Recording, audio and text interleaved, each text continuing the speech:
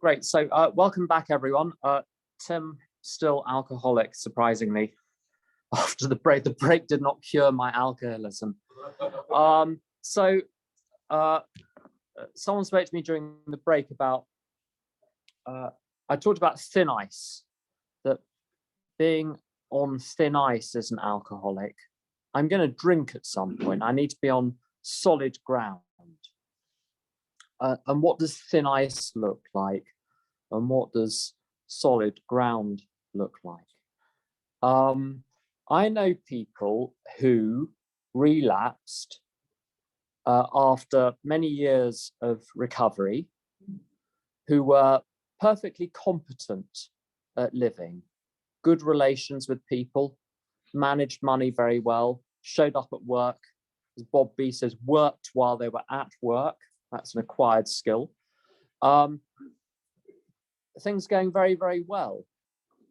And yet the little worm worms its way in and they drink again. And in my first year, as I said earlier, I'm not going to go into the mental illness that I had, because it's not really the place. I just want to signal that I was mentally ill.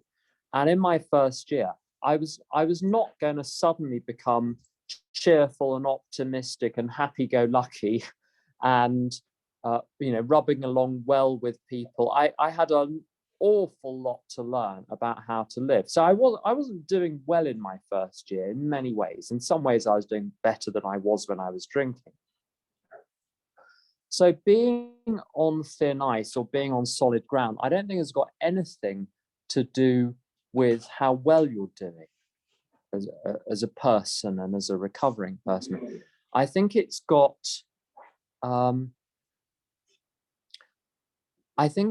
to do with the direction of travel. I hate the phrase, but it's a useful one. Which direction are you headed in? And this is a good example of this. When I was a few months sober,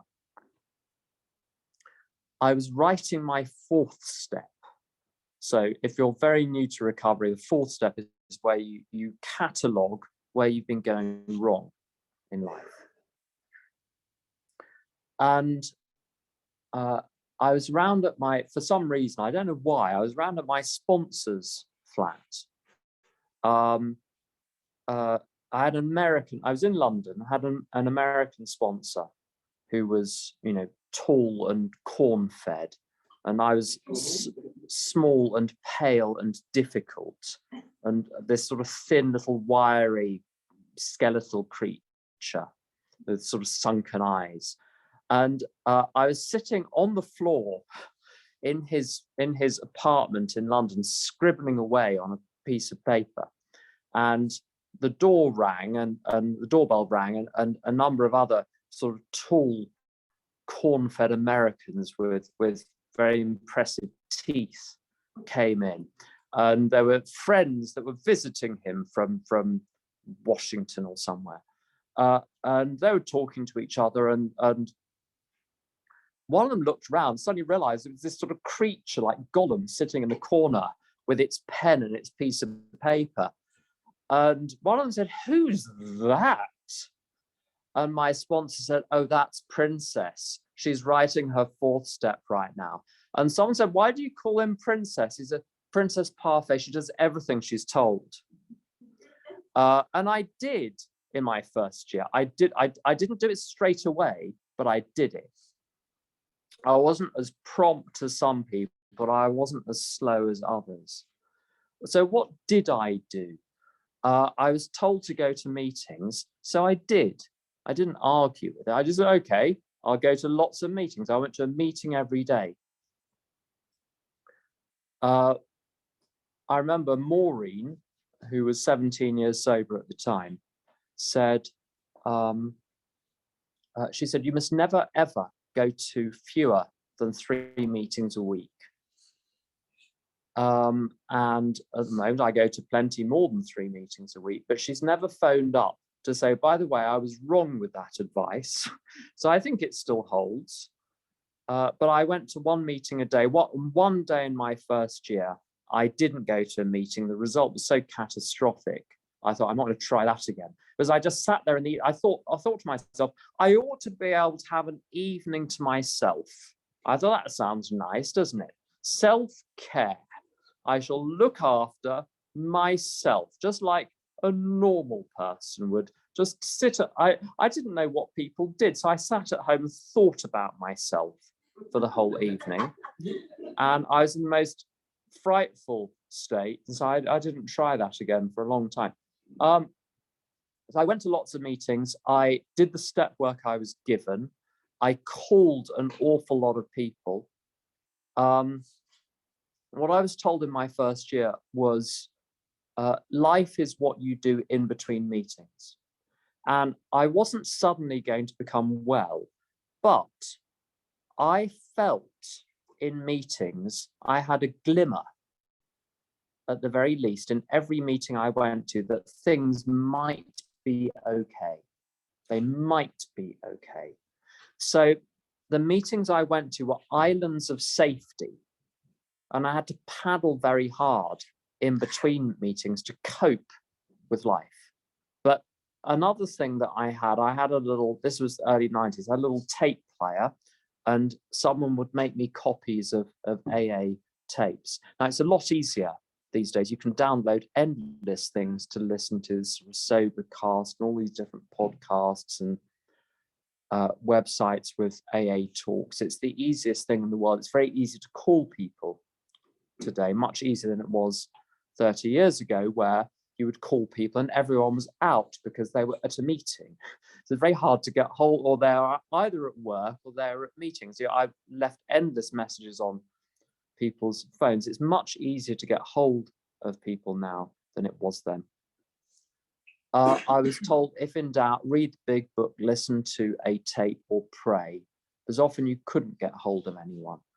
I think we've got it very easy today. At any given moment, you can contact the world of recovery.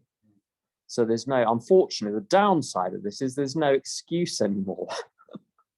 There really isn't. I developed a healthy mistrust of myself on the back of my last drink. My last drink, as I said earlier, was on the 24th of July, 1993. I'd been in a meeting that day. I'd left the meeting early, gone to the pub, got drunk, gone to the off license, that's the booze shop, went to the off license, got some spirits, caused a traffic accident, was arrested. I did not trust myself anymore. But what I trusted was, people talked about a number of different things, which I've subsumed under the 4 Ps, or 4 words beginning with P. The first one is the program, the 12 steps. So I slotted myself into that system. I just did the next thing I was told to do, reported back in with my sponsor, and awaited the next assignment. The principles, and there were principles like, do what you said you were going to do when you said you were going to do it. If you said you were going to turn up at work, regardless of how you feel. If you said you were going to do the tea at the meeting, turn up in plenty of time with the milk, with the biscuits, with the whatever else. Be ready, be on time. Do what you said you were going to do when you said you were going to do it. A few basic principles of the program. Keep your mouth largely shut is never a bad piece of advice. What else? The program, the principles, the people. I trusted the people in AA. I went on a very ill-advised date in my first year. Now, they say don't date until you've completed your 9th step or have gone a long way into your 9th step. I think that's not bad advice. But I went on an ill-advised date, and The date was with someone who was exciting and interesting and clearly dangerous, but exciting and interesting. And I was in turmoil the next day. And I phoned Maureen. I told her about the situation. She sighed. She paused. And then she said, tear up the number and don't memorize the number before you tear it up. And I did what I was told, because I trusted her more than I trusted me, because I was the one that got myself into every piece of trouble I ever got into. And ultimately, there is the power greater than oneself that can be accessed through prayer and meditation. Well, I'll come to meditation later on today. If any of us makes it that far, we may go and decide to do something else. Who knows?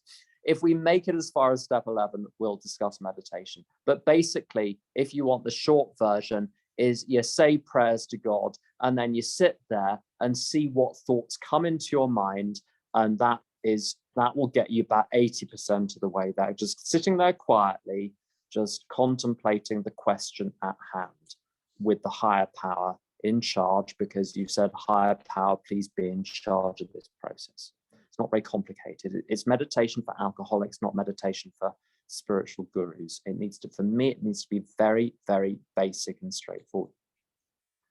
So the 4 Ps, I trusted the program, the principles, the people, and the prayer, and that unlocked the power which lies behind all of those. So I just trusted the system, and I stayed sober, and the people around me who didn't trust the system and took matters into their own hands were not okay. An AA speaker from California, now deceased, tells a wonderful story about him and his first sponsor, who he caricatures as, I'm sure the first sponsor was charming. He caricatures the sponsor as a little bit of a bully. And he recalls his sponsor telling him to do something and him starting to answer, well, in my opinion. And at this point, he was living in this gentleman was living in a disused car in the car lot of the AA clubhouse. And the sponsor said, if I want your opinion, I'll put my head through the window of the disused car you're currently living in and ask you for it. And now it's a mean little story, but I think it illustrates a very, very good point, which is that I was almost permanently distressed when I was new in AA, and I did not function on any meaningful level. I did not have any friends. I was effectively estranged from my family. I had no meaningful relationship with any of my family. There was a bit of a front. I would make phone calls to keep the front up, but we still don't talk about anything particularly real. It's very cordial now, but there's nothing real there. I didn't have any skills to work. I could only do unskilled work. I had no qualifications of use to man or beast. I didn't know how to live. So of course I was going to trust people that did know how to live. It's very simple. That the great thing about AA, if you want to follow someone's advice, you can watch their actual life and say, well, are they doing better than me? Yes, great, I'll do what they did. The terrible thing about professionals, my experience going to professionals, you don't get to ask them when they're giving you advice about relationships, what their relationships are like. You're not allowed to ask that. So, well, you're married, tell me about your marriage. You don't, I wasn't allowed to ask any questions. There was just this blank wall giving you things to do. And I didn't know who to trust. In AA, you could see it. You could see how people interacted with each other at the meeting and after the meeting and in their own lives. you're invited to be part of that. And it was on that basis that I learned how to trust people in AA. And that's what this surrender business is. It's not abstract. It's surrender to a set of actions and saying, I'm gonna, there's an old Greek story. I mean, a story from old Greece, not a story from old Greek, although maybe that too. Old Greek story about, it's usually Odysseus in these, but anyway, captain of a ship. The ship is going through these straits, and on the top of the cliffs are these sirens who sing this beautiful song, which encourages mariners to dive off the ship into the water, and then they drown. They're trying to go after the siren song. And what he advises his mariners to do is to put wax in their ears so they can't hear the siren song. But he wants to hear it because it's apparently, according to legend, incredibly beautiful. But he doesn't want to destroy himself. So he says, bind me to the mast of the ship with ropes which are so strong that I cannot escape whatever happens. And don't untie me whatever I say. Now in AA, there is no way I can plug my ears with wax sufficiently to drown out the voice of my alcoholism. But I can get myself tied to the mast so that when I hear the siren song, I can't obey it. And there is something very strange that happened by following direction. And I know it's very common for people to say, well, I don't like following direction. I'm not one of those alcoholics that like, well, that's great, but is that doing you any good? So fine, note the fact you don't like following direction, but that need not have any bearing on whether you follow direction. Follow direction and dislike it, fine, but follow it. You don't have to like it. The steps don't care why you take them. They don't ask, do you want to do this? They don't have an opinion on that. They work. It's like switching a kettle on. If you don't believe in physics, but you switch a kettle on to boil some water for a cup of tea, it will work regardless of your opinions on physics, regardless of your knowledge or lack of knowledge about physics. The actions activate something. And what they activate in me is the inability to drink, even if I want to. It's a very strange thing. When I was 17 years sober, I was in, how can I put this delicately? I was in a situation with another person. And they had some, as they put it so delicately, outside issues on them, which they were about to snort or smear or something. I don't know what they were going to do. But anyway, the outside issue was going to be introduced into their system. And they offered me some outside issues. And because you're not allowed to mention drugs in AA, are you? Oops, I've let the cat out of the bag. And part of me, I was not in a great space, as they say. Part of me wanted to use. And then the thought occurred to me. I did not go and retrieve this thought. The thought occurred to me that I had a lot of sponsees at the time. Poor things. A lot of sponsees. I knew a lot of people in AA. I thought, what would it do to them if I did this? So I got out of the situation. And that's not the only time that has happened. I had a similar situation when I was, I can't remember how many years, but a very close friend was drinking again. And of course, I go round because I'm going to help. And I went round and I wasn't helping, but I was there. And he said, should we order in some pizza? you know, like just like nothing, there's nothing really happening. And let's have a pizza, we're hungry. Why not? And I thought, wouldn't it just be easier if I joined in with the vodka? I wasn't in a great state because someone I was very, very close to was drunk.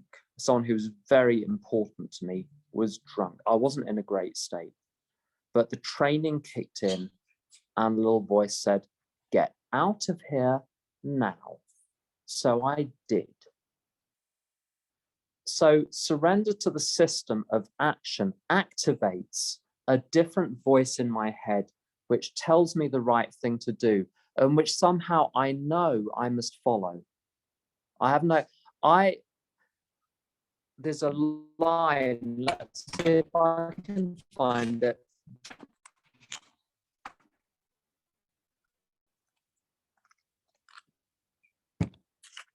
So for the page number, this is, oh no, wrong page. Yeah, top of page 57, end of We Agnostics.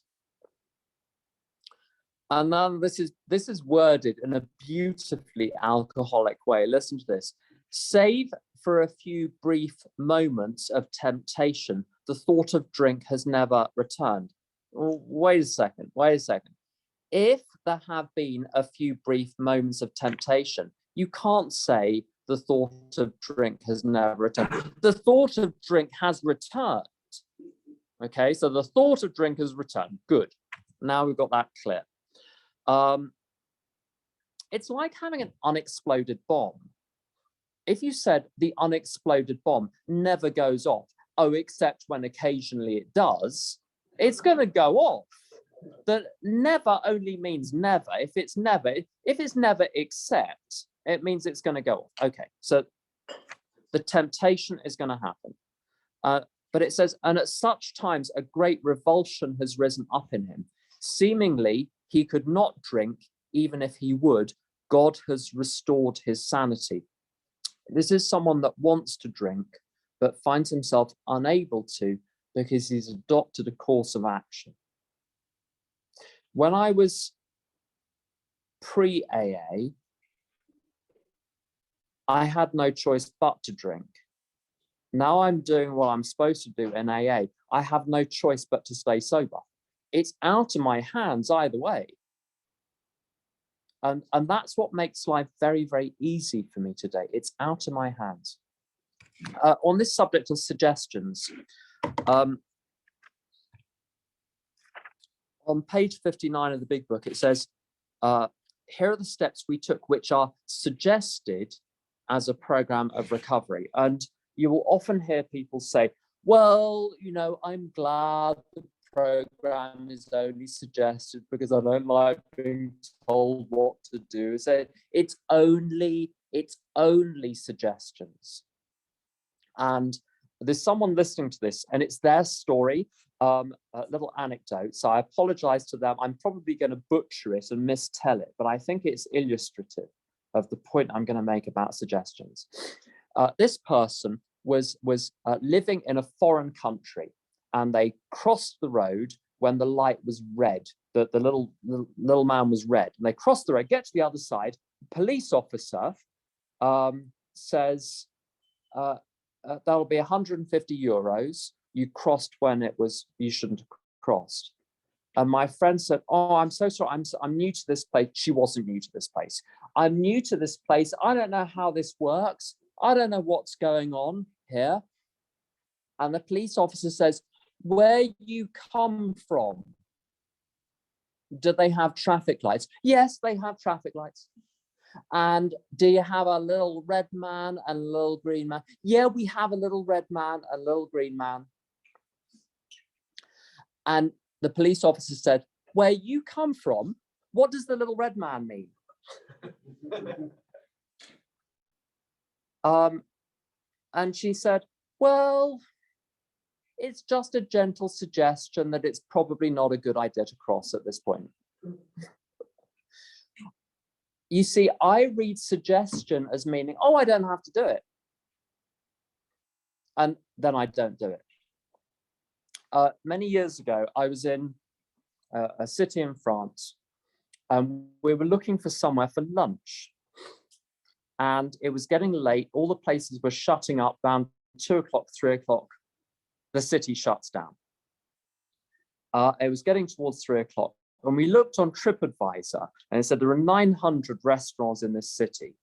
And all the ones around us in the main square were like, you know, when it says on TripAdvisor, ranked 547 out of 900 restaurants, you don't want to eat there. You don't want to eat at the 547th best restaurant in a city. So we looked at the ranking, we scooted to the top of the ranking. So the number one restaurant in this city is just 2 blocks away, but it's going to shut in 10 minutes. So we pegged it to this restaurant, and it was this little hole in the wall. There was a man with wonky teeth. Well, it was France, so he was a man with wonky teeth, one of which was missing. And he was the chef, and he was the waiter, and he did the dishes, just alternating between the two. There were a couple of little tables inside, one little table outside, 2 tables. People were just finishing up their desserts and their coffee. There was one table free. There were 3 of us. There were 3 chairs. And we said, this looks great. Number one restaurant in this city, best reviews. And we said to him, what's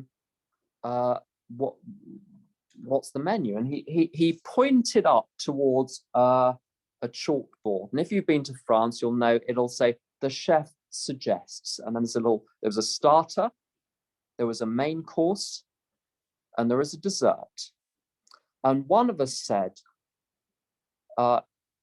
is apart from these suggestions, is there anything else on the menu? He said, no.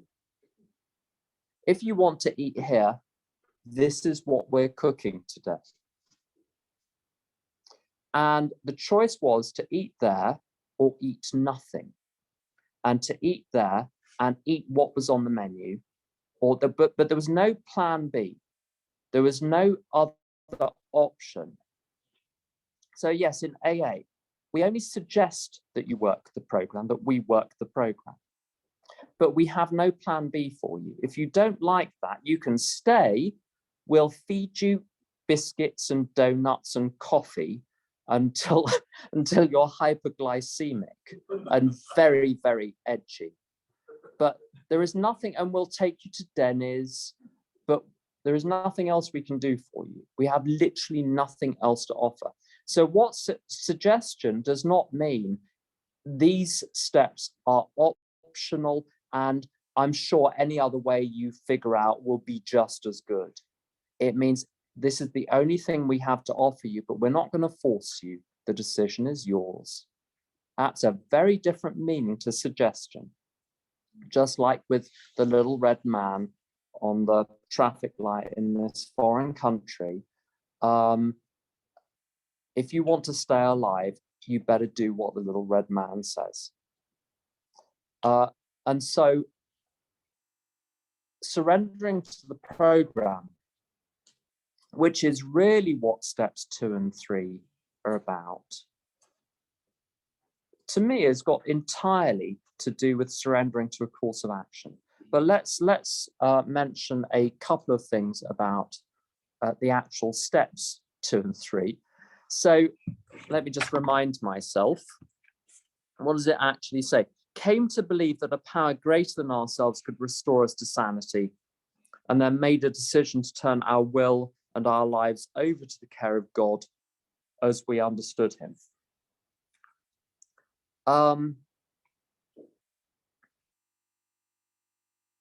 Where I come from, very, very few people are religious. Very few people have any religious training whatsoever. It's just not a topic. And there was a sketch about the Church of England on the television many years ago, where it's an interview between a Church of England priest, comedy sketch, interview between a Church of England priest and someone else. And the interviewer asks him about the Church of England's view about God. And the Church of England priest in the sketch says, well, God is mentioned. when you turn on the television in England, doesn't matter how many channels you cycle through, you will not find a preacher on there anywhere. If someone tries to invoke God in a political context, they're laughed at. It's front page news, and it's in all of the radio sketches for that week that someone dared to mention religion in a political context. The British, in my experience, are embarrassed that religion even exists. I gather from my American friends that things are slightly different here. And people come to AA with, shall we say, a little bit of experience of religion and the occasional view and opinion about it, ranging from, you know, so-and-so is my Lord and Savior, through to quite a different view. And then you're presented with step 2 and 3.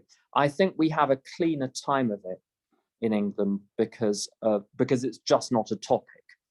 But there are some lines in the chapter We Agnostics, which is the chapter on step 2, in case you were wondering where they were hiding that.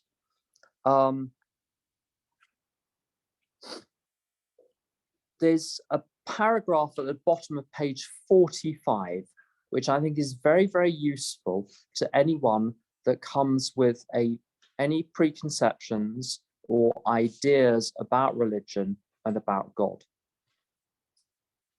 So it says, we have shared his honest doubt and prejudice. Some of us have been violently anti-religious. To others, the word God brought up a particular idea of him with which someone had tried to impress them during childhood. Perhaps we rejected this particular conception because it seemed inadequate. With that rejection, we imagined we had abandoned the God idea entirely. Although I can't find it, it's going to say somewhere that we can just disregard those ideas. But it's this line here. Perhaps we rejected this particular conception. The way I deal with this and dealing with my head being full of other people's ideas about God.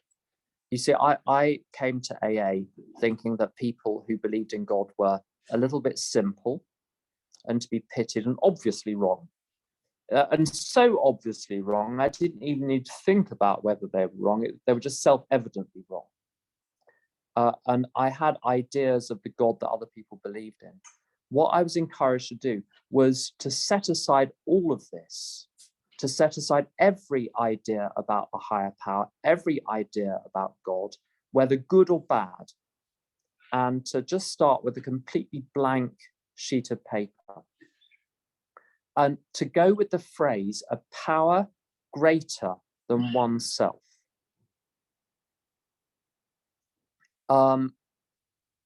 And to look at that word by word. So we're not asked to believe in God, or the God that you think you know about from television or from church or whatever. We're asked to believe in a power greater than ourselves, that's what's going to solve the problem. And the way I deal with it is this. I say, well, what is a power greater than myself? It's all through the chapter, We're Agnostics, it talks about a pair of ideas, knowledge and power, information or direction and power. And if you're driving, if you want to get somewhere, you need to have 2 pieces of information. The first one is how to get somewhere. So you've got to have your satellite navigation system, your GPS, with the correct address plugged in, and you've got to have gas in the engine of the car. If you have only one, you can't get anywhere. If you don't know where to go, you can't get there. If you know where to go but don't have the power, you don't have the gas in the engine, you can't get there. And as an alcoholic, my problem is that my head is full of nonsense. I don't know what to do. I can't even tell whether I should drink or not, because drink would seem to me like a terribly good idea. So I've got an information problem there. But I've also got a power problem. I would know that I shouldn't drink, but be unable to stop myself. I remember when I was in Russia, and this was about March 1993, my friend said to me, should we go out this evening? I said, you go out. I'll just have a quiet evening to myself. And I mentioned one of my quiet evenings to myself earlier, and you'll start to see a pattern here. Whenever I say I'm going to have a quiet evening to myself, or at least this was true in the past, I think it's different now. There was dirty work afoot. There was trouble ahead when I wanted to have a quiet evening to myself. And I did not know that I was planning this. I don't know if you've ever done this. You have no idea that there is a plan, that there is a scheme, that there is a plot, until you watch it play out. And it's as though the whole thing was arranged and you're watching a film, you're watching it happening. As soon as they were gone, I looked out of the window to make sure, I was in on the 17th floor, I looked out of the window to make sure that they were definitely gone up the street and wouldn't be able to see me. They knew that I joined AA and that I was sober at this point. I'd let them go off, checked they were gone, scooted downstairs. The tower blocks in St. Petersburg would have a shop in the basement, so you didn't need to go out in the winter. You could just stay in when it was very cold. So I went to the kiosk, I bought a bottle of Hungarian brandy and took it back to my room, and I placed it in the opposite corner and started to have a conversation with it about whether or not I was going to drink it. And it became apparent that this whole plan had been hatched long before I went down to buy the bottle. And I genuinely did not want to drink it. And as I was drinking it, I was thinking to myself, I don't want to be doing this, but look at me, I'm doing it. And when I'd finished drinking it, I thought, I wish I hadn't drunk that, but I'd done it. Lack of power.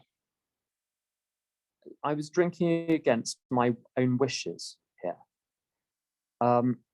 Lack of power is my problem. Lack of information and lack of power. Now, sometimes people say, I'm an atheist, very proudly. There are different technical definitions. One of the technical definitions is believing that you have definite proof of the non-existence of God.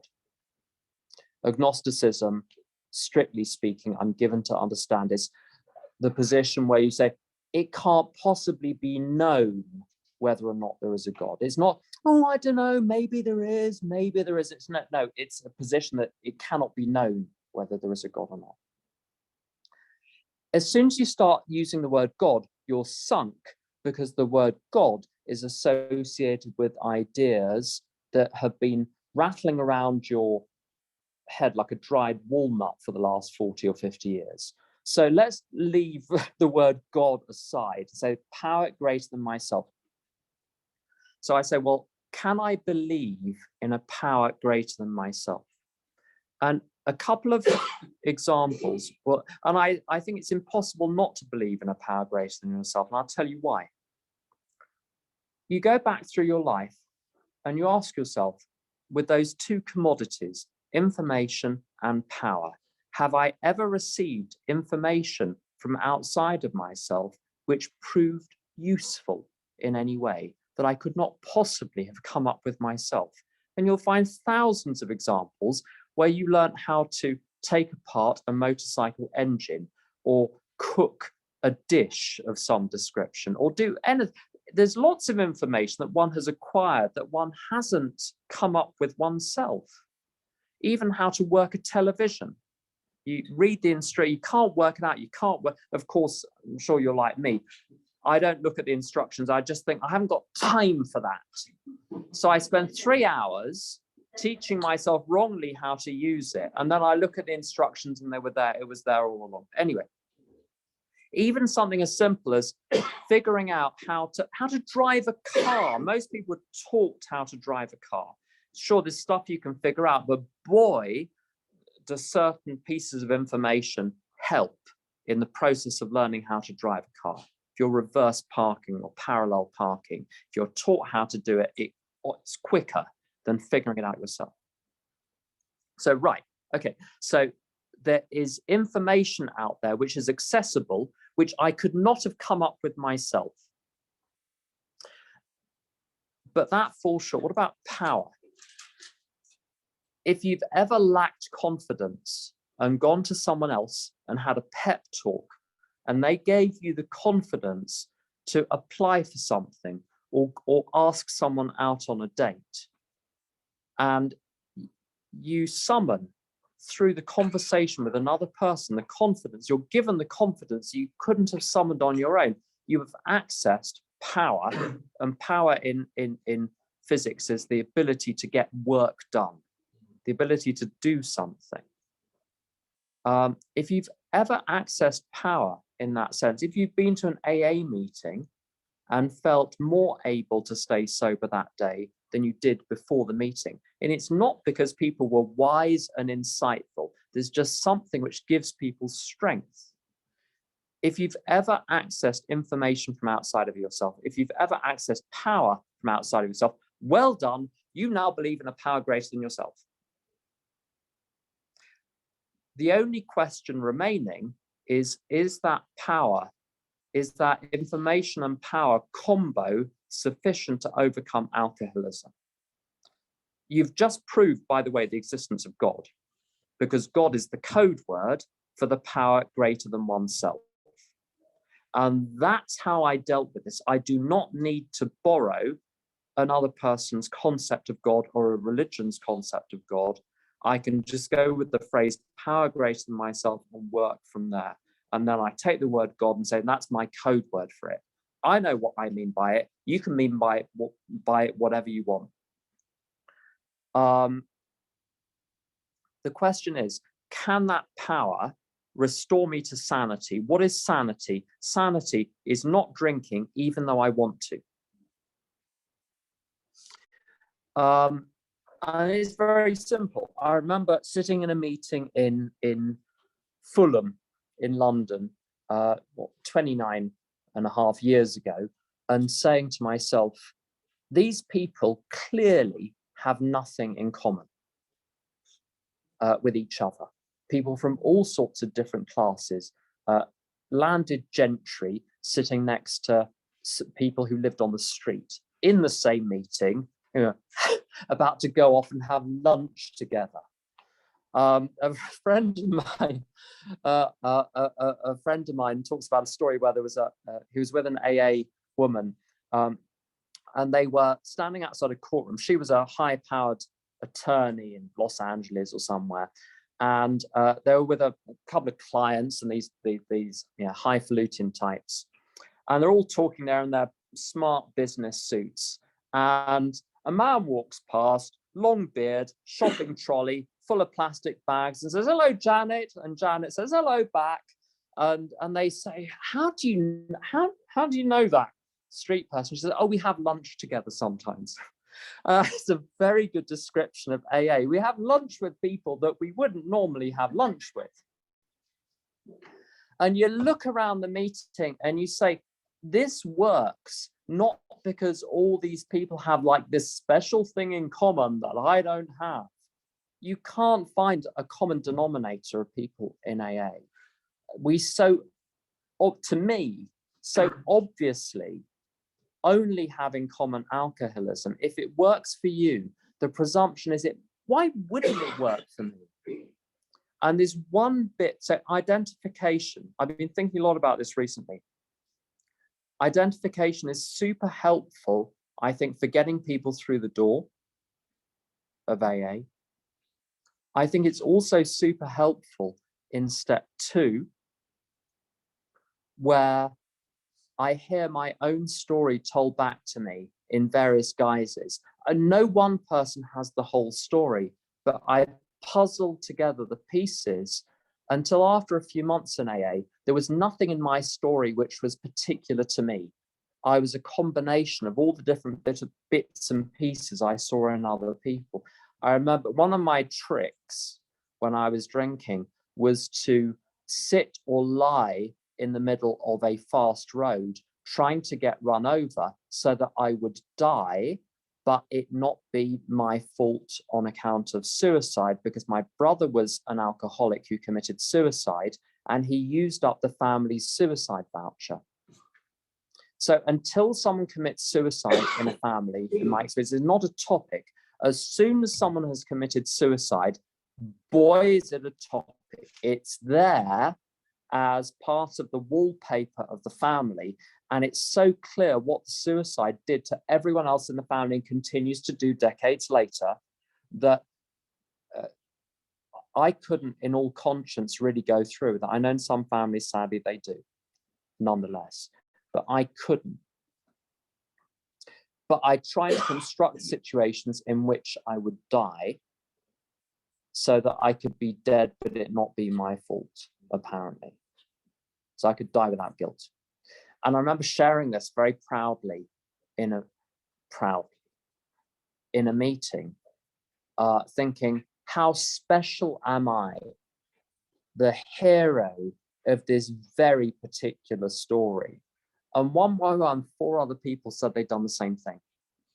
And I hated them for it, because I was no longer special.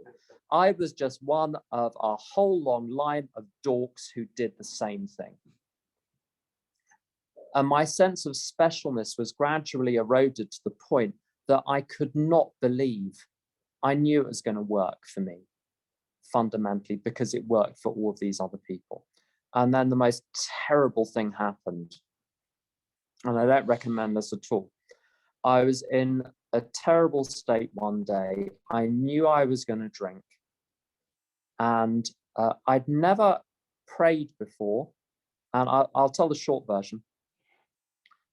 I opened a Bible on a particular page. I was living with my sister. I opened the Bible on a particular page, and it fell open to the line, "Be still and know that I am God." My alcoholic mind, which had been rattling away the whole day, telling me to drink, and I'd been arguing with, am I going to drink? Am I not going to drink? If I'm going to drink, when am I going to drink? Shall I do it now, get it out of the way, blow away the cobwebs, come back to AA tomorrow?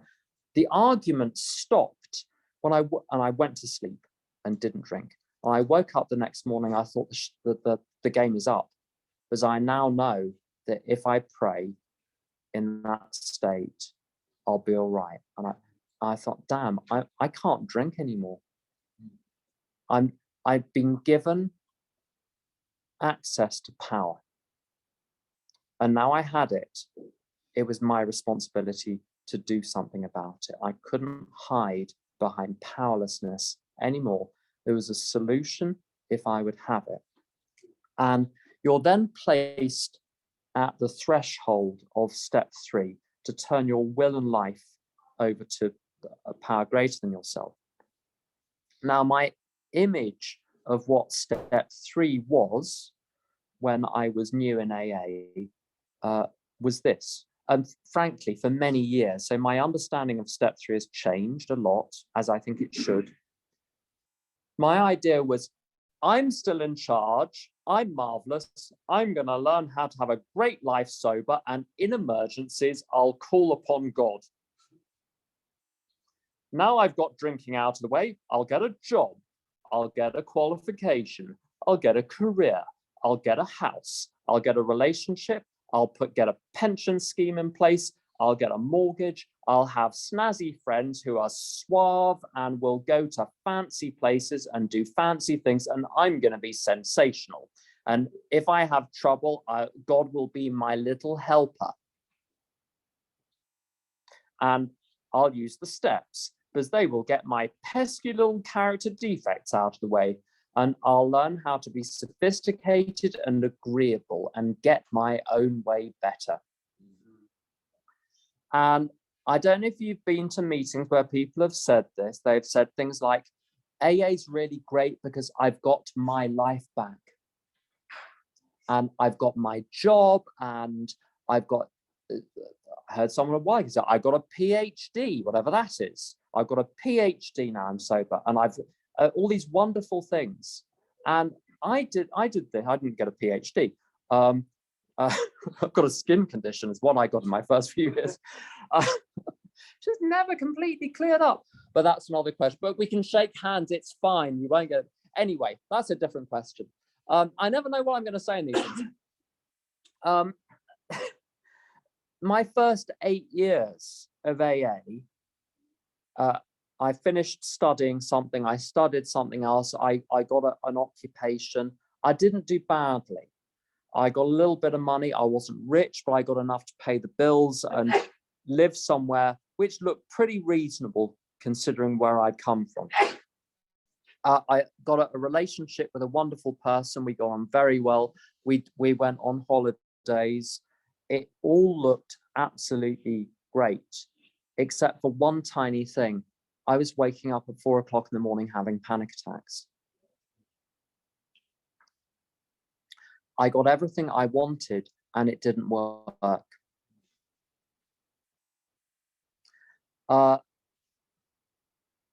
My life was based for those first few years. And I did sponsor and I did do the steps and I did go to lots of meetings, but about getting this little list that someone gave me a while ago, still true. Money, sex, power, prestige, comfort, thrills, and appearance. Now, as all very well, but those commodities, money, sex, power, prestige, comfort, thrills, and appearance, it's like pouring liquid into an imaginary pot. When you're doing the pouring, it looks like it's going to fill up the pot, but the pot is still empty. I still felt empty and sometimes dead and disconnected from the outside. And at the same time, terrified I would lose these things that I had in my life, which weren't fixing me anyway. As George Carlin would say, earning money in a job you hate to buy things you don't need to impress people you don't like. And it's not a great way to live. My understanding of step 3 is very, very different now. To turn my will and my life, it means to turn over my schedule. And my schedule starts from when I wake up in the morning till when I go to sleep. So that's a lot. And my thought life. So what now? One point on thought. People say, I can control what I do, but I can't control what I think. Not true. I can't control the thoughts that come into my mind, but with a lot of practice, I can control which thoughts I run with and which thoughts I do not. It's very interesting. There's a line on page 66 of the big book when it's talking about resentment, which is any kind of grinding, negative thinking about some situation or person in my life. I'm preoccupied with how they're wrong and it's affecting me. It says to the extent that we permit these, they don't happen to me, they happen by me. The temptation to resent does not come from me, but yielding to that temptation does come from me. Now, one mustn't feel guilty about this. Let me just get rid of this on here.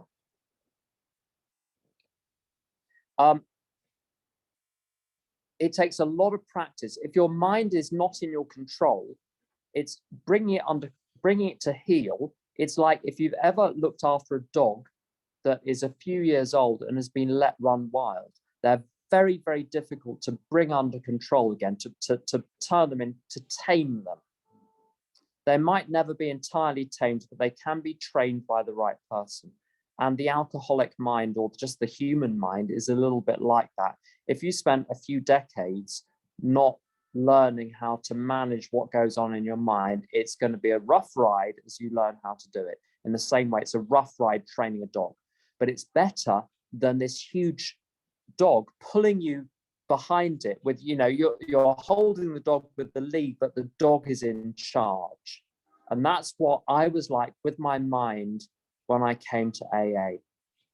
So the decision in step 3 is a decision to turn my schedule and my thought life over to this power greater than myself. Now, there are 2 parts to this. The first part is I need to do this in order to stay sober, because what I want will kill me if I get it. Alcohol will kill me if I get it. Drugs will kill me if I get it. A few other things will kill me if I get them. So I've got to not be in charge in order to stay alive. Because if I'm in charge, I'll drink and then the whole thing starts again. But by page 60, it's already established this,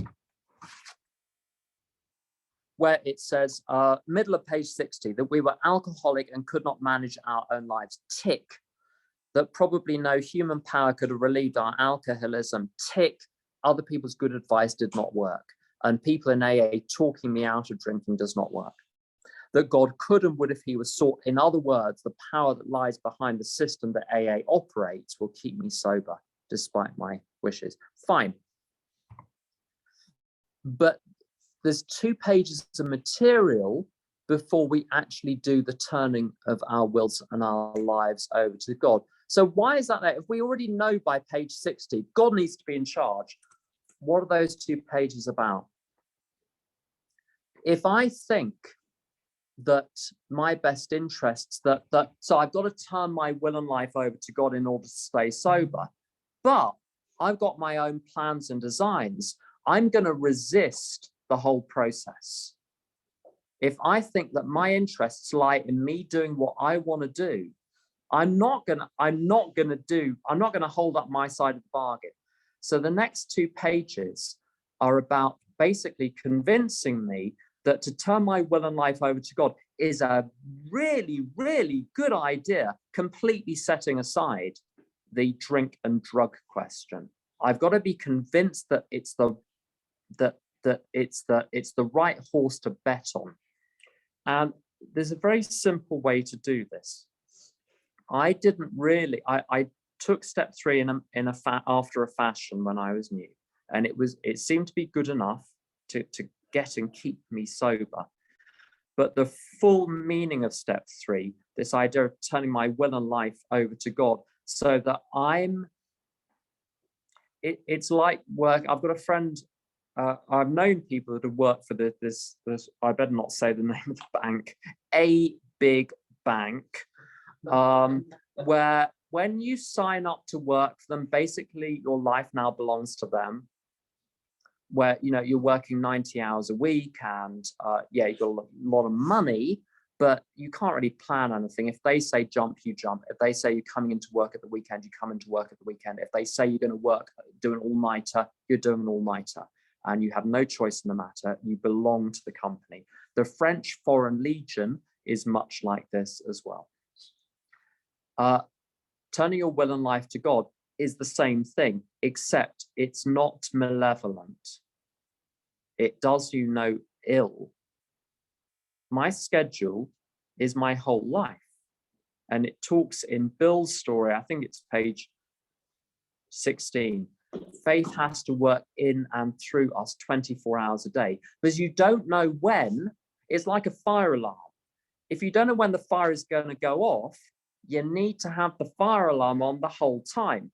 If you don't know when the crazy person is going to try the door of your car to get into it, to hotwire it, to steal it, if you don't know when they're going to try it, it needs to be locked the whole time. If I'm going to be safe in the moment that a thought of a drink occurs to me, I need to be in God's care the whole time. It can't be just here and there and in an emergency. The whole basis for my life has to be completely different, which means my schedule must be in God's hands, and my thought life must be directed and guided by God. Now, this is a very big ask until you look at a particular idea on page 60, where it says, the first requirement is that we be convinced that any life run on self-will can hardly be a success. And what that means in plain, ordinary English is, if I think making a list of all the things that I want and running after them is going to make me happy, I am wrong. Because that is frankly how most people I've ever met live. And most people I've ever met are not doing so well. And you look around in society and you look at how many people are drugged one way or another because they cannot stand how they feel living life the way they live. And the fact is, when my life was based around getting what I want, if you want sex, and just looking at sex and money as two, and there are seven: sex, money, power, prestige, comfort, thrills, and appearance. You can't desire something sexually and make it happen without terrible consequences. You cannot desire money and make it happen. It's very, very hard to get a lot of money. It's very hard to get power, especially when everyone else wants power. It's a game that one can't win. As I said earlier, even if one does happen to win temporarily, there is now the fear of it being taken away. And my suffering was created not by not getting my own way. It was by having a way that I wanted to get. It was by having this endless list of demands and desires and expectations. When I get this job, when I get this relationship, when I get this bank balance, if I can get some security, if I can get a long-term contract, if some buts were candy and nuts, we'd all have a Merry Christmas.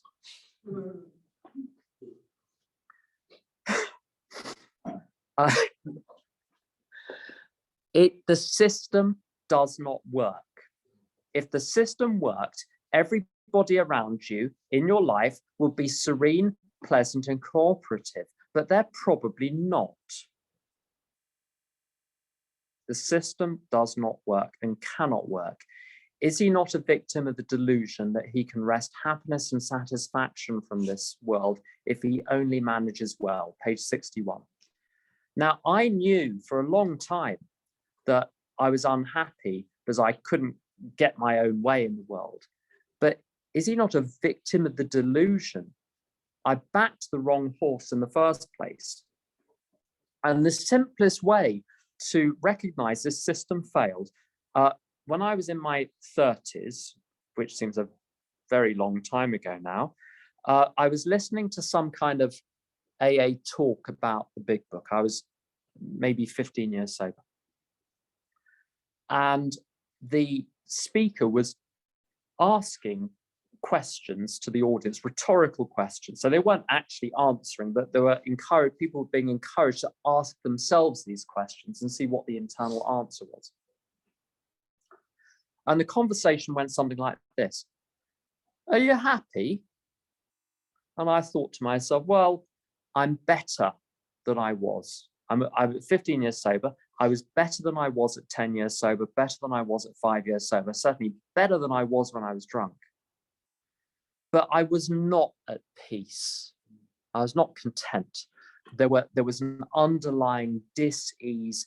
My relationship with my mother was a catastrophe. There were compulsions active in my life, compulsive behavior, impulsive behavior. There were all sorts of things that weren't right. And I had to say, I wasn't happy. Better than I was, but I wasn't happy. And the character said, "How long have you been spending your life living life as you see fit?" And I thought to myself, well, my whole life. So let's say 35 years, give or take. And then came the clincher. When did you think your plan was going to kick in? What, you're going to give it another 6 months? That's going to work, is it? If it was going to work, if it was going to kick in it would have worked by now. Why not just admit defeat? Why not just admit that it's the gambler's illusion? Because you've lost so much money on the table, you might as well give it another go, because you might win all of it back. That was the logic. I might as well just plow on with my plan A for life, because it's got to kick in at some point. But hearing that tape, it just cut through that. And I thought, I'm willing to admit I've been entirely wrong and look at things a different way. And that was about 13, 14 years ago now. And I have to say, my external life doesn't look hugely different than it does 14 years ago. But I'll tell you, when I wake up in the morning, I'm all right. I don't have what they refer to as the shitty committee talking to me. When I can't sleep, I'm at perfect peace. Doesn't trouble me. I'm not troubled by thoughts in the middle of the night. I haven't had a panic attack in 14 years. I haven't had depression in 14 years. I haven't had any real anxiety. I've had little fears here and there. And sometimes for a few hours, things preoccupy me. But that dis-ease has gone. And it's gone because I backed a different horse. And so I was to say to God, you're in charge. And I'm just going to concern myself with 4 things. Where do I go, I say, and to whom? Everything else is outside my hula hoop. Very, very simple life. What do I do today? And that's the whole of it. And that gets implemented in 2 ways. First of all, steps 4 through 9, which which are the spring clean, cleans out the cupboards. And steps 10 through 12, which is how to live on a daily basis. And we'll cover those throughout the rest of the day. So Josh, would you like to turn the recording off, and we'll come back at